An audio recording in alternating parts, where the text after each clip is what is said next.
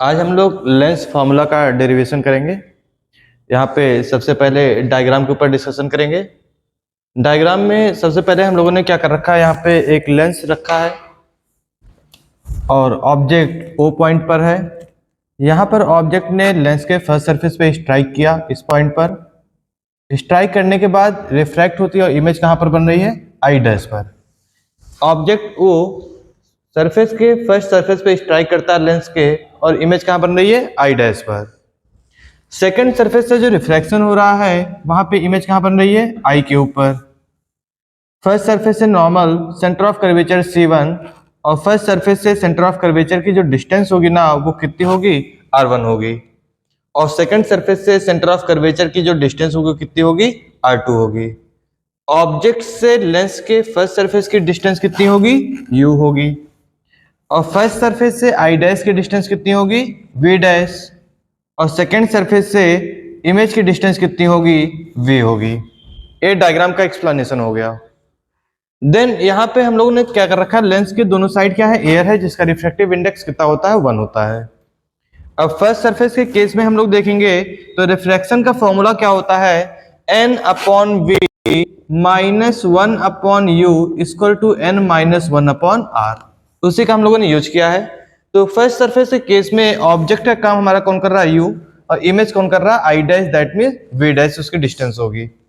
तो यहाँ पे क्या हो जाएगा, n/v, इमेज की डिस्टेंस कितनी कंसीडर करेंगे, v डैश।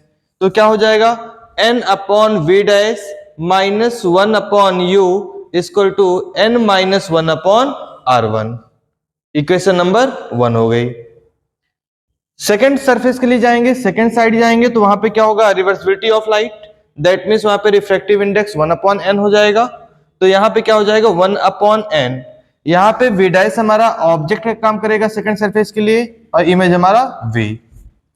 तो यहां से हो जाएगा 1/n/v माइनस 1/ ऑब्जेक्ट डिस्टेंस कितना, v dash equal to 1/n-1/r2। ये हो जाएगी इक्वेशन नंबर 2। फिर हम लोगों ने क्या किया, इक्वेशन नंबर 2 में n से मल्टीप्लाई किया तो यहाँ पे क्या मिलेगा, 1/v, ये मिला 1/v minus n/v dash equal to 1-n/r2। 1/v minus n/v dash equal to 1-n/r2। या इसको हम लोग क्या लिख सकते हैं, 1/v minus n/v dash, minus sign common लिया तो क्या मिल गया इधर, n-1/r2। ये हमारी इक्वेशन नंबर 3 हो गई। फिर हम लोगों ने इक्वेशन नंबर 1 और इक्वेशन नंबर 3 को ऐड किया तो यहाँ पे क्या मिला, n/v dash minus 1/u plus 1/v minus n/v dash equal to n-1/r1। ये वाला पार्ट इसको भी ऐड करेंगे, n-1/r1 और माइनस प्लस माइनस माइनस हो जाएगा तो हो जाएगा n-1/r2। n/v dash minus 1/u plus 1/v minus n/v dash equal to n-1/r1 और माइनस n-1/r2।